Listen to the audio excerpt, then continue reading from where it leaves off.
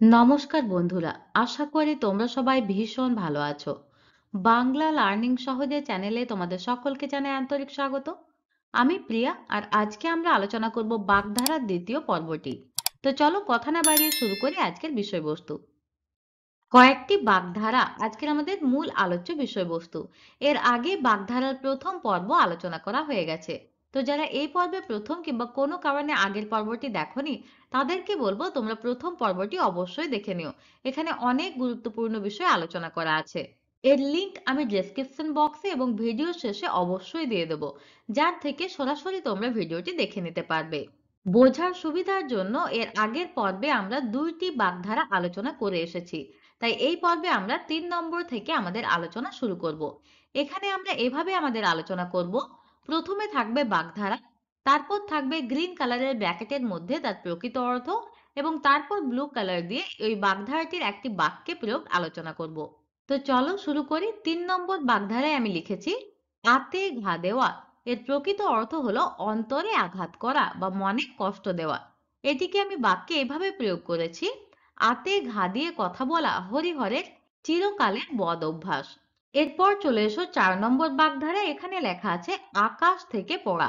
এর প্রকৃত অর্থ হলো বিস্মিত হওয়ার ভান করা, বা তোমরা লিখতে পারো জেনেও না জানার ভান করা।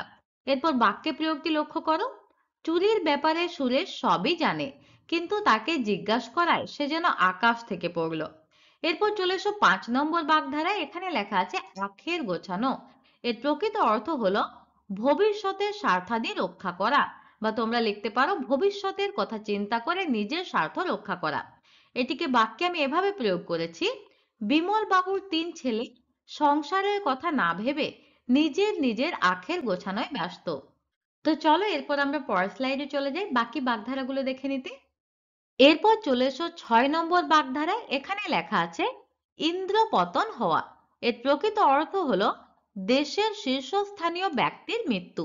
এটিকে বাক্যে আমি এভাবে প্রয়োগ করেছি: সত্যজিৎ রায়ের মৃত্যুতে চলচ্চিত্র জগতে যেন ইন্দ্রপতন হলো। এরপর আমরা চলে আসবো 7 নম্বর বাগধারায়। এখানে আছে উলু বনে মুক্তা ছড়ানো। এর প্রকৃত অর্থ হলো অপাত্রে বা অস্থানে মূল্যবান দ্রব্য প্রদান। এটির বাক্যে প্রয়োগটি দেখো: যার সামান্য অক্ষর জ্ঞান নেই তাকে বোঝাচ্ছ অর্থনীতির জটিল তত্ত্ব, এ যেন উলু বনে মুক্তা ছড়ানো। এরপর আমরা চলে আসবো 8 নম্বর বাগধারায়। এখানে রয়েছে একাই 100। এর প্রকৃত অর্থ হলো অসাধারণ কর্মকুশল। এটির বাক্যে প্রয়োগটি লক্ষ্য করো: অপরাজিতাদি থাকতে আমাদের কোনো চিন্তা নেই, সে তো একাই 100। তো চলো এরপর আমরা পরের স্লাইডে চলে যাই। 9 নম্বর বাগধারায় রয়েছে ওজন বুঝে চলা। এর প্রকৃত অর্থ হলো সামর্থ্য অনুসারে চলা।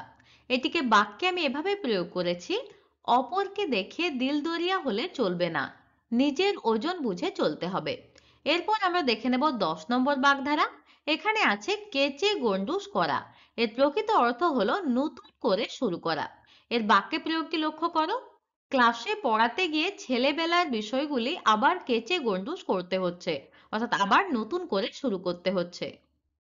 তো আশা করি তোমরা বুঝতে পেরেছো। এগুলি তোমরা বাড়িতে কয়েকবার প্র্যাকটিস করে নাও, তাহলেই তোমাদের মনে থেকে যাবে। আর এ বিষয়ে তোমাদের মনে যদি কোনো প্রশ্ন থাকে তো তোমরা অবশ্যই কমেন্ট বক্সে এসে কমেন্ট করো, যার উত্তর তোমরা খুব তাড়াতাড়ি পেয়ে যাবে। তো দেখা করছি পরের ভিডিওতে অন্য কোনো বিষয়ের আলোচনা নিয়ে। আর ততক্ষণ পর্যন্ত ভালো থেকো এবং সুস্থ থেকো। নিজের এবং পরিবারের সকলের খেয়াল রেখো। টাটা।